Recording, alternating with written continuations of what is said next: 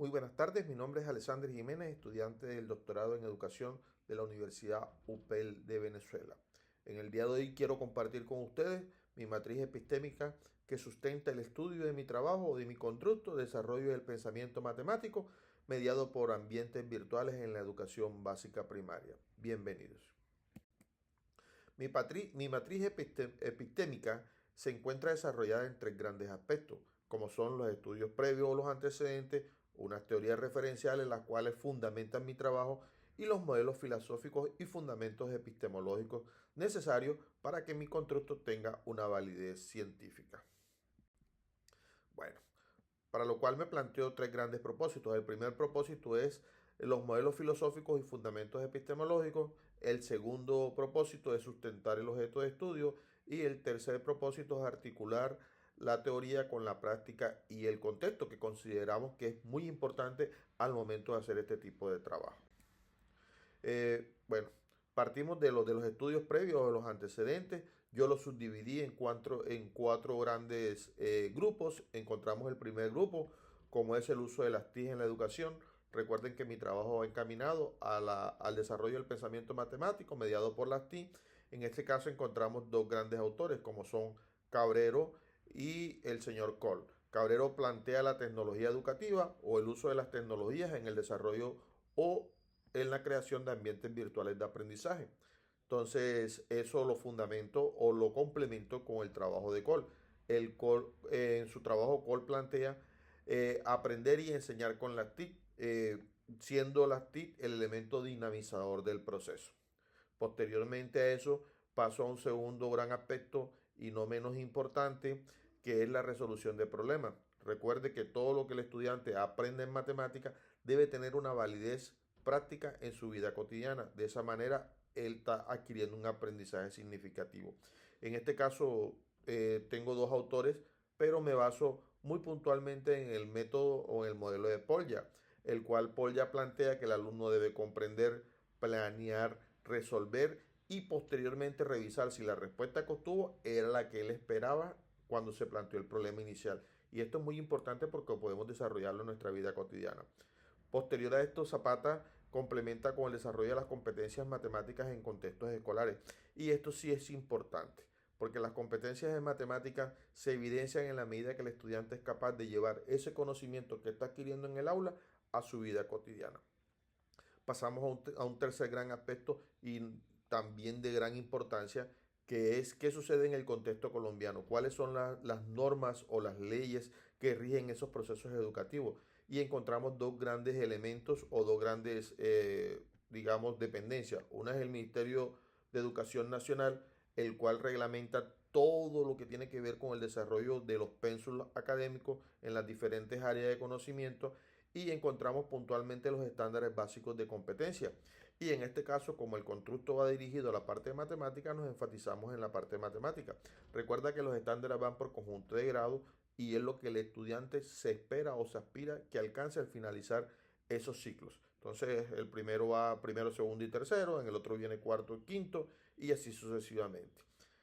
Posteriormente a esto, hay un ente que es el IFE, el cual se encarga de, digamos que, no de evaluar o de regular, simplemente supervisar que ese trabajo que se hace a nivel de escolaridad en los jóvenes, desde los grados inferiores hasta los grados, hasta el undécimo grado, que es el último grado de enseñanza, se pueda evidenciar en una prueba que le permita al estudiante ingresar a la universidad. Y eso ha tomado gran, digamos, gran importancia, teniendo en cuenta que él determina a qué universidad o a qué tipo de universidad puede ingresar. Obviamente los mejores puntajes tendrán unas mejores oportunidades. Se dice que esta prueba no se gana ni se pierde, sin embargo es una prueba que sí determina el ingreso a la educación superior. Finalmente hay algo muy importante que es la parte de las teorías. Entre esos antecedentes, aunque lo vamos a profundizar más adelante, pero creo y las toco acá porque es necesario que las tengamos en cuenta. Y encuentro tres grandes autores, Aubel, Vygotsky y Piaget. Los voy a mencionar rápidamente porque más adelante ampliaré un poco más del trabajo de ellos.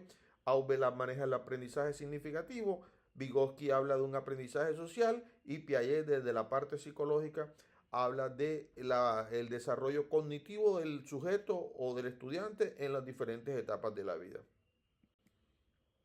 Bueno, continuamos. Ya trabajamos los antecedentes, ahora vamos a las teorías referenciales. Estas teorías van a soportar el trabajo de tal manera que todo lo que pueda yo desarrollar como estudiante se puede evidenciar teniendo en cuenta unos trabajos previos realizados por ciertos autores en los cuales yo como doctorante voy a sustentar mi trabajo o mi tesis.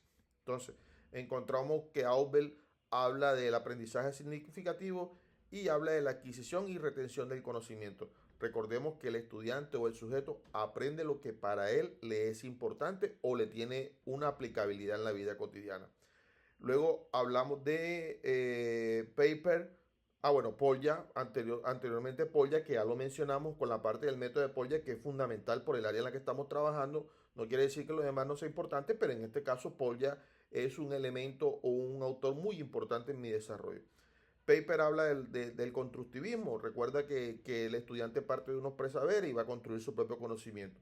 Ahí finalizamos en la parte del aprendizaje significativo con Zapata, que habla de las competencias matemáticas en contextos escolares.